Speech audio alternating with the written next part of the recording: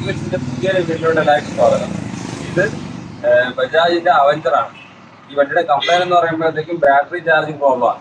Battery charging പ്രോബ്ലമാണ് ഈ വണ്ടിയുടെ കംപ്ലൈന്റ്. അതായത് ബാറ്ററിയിലോട്ട് ഓവറായിട്ട് ചാർജ് ചെയ്യുന്നുണ്ട്. ഞാൻ കാണിച്ചു.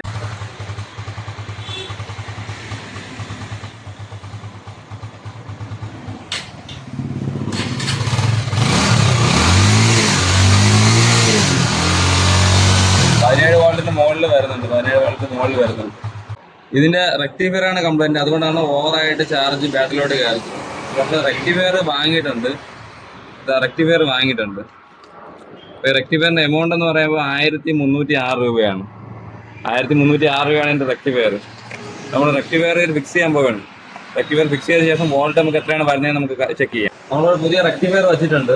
അപ്പോൾ നമുക്ക് റെക്ടിഫയർ വെച്ചിട്ട് ഞാൻ ചെക്ക് ചെയ്ത് നോക്കാം.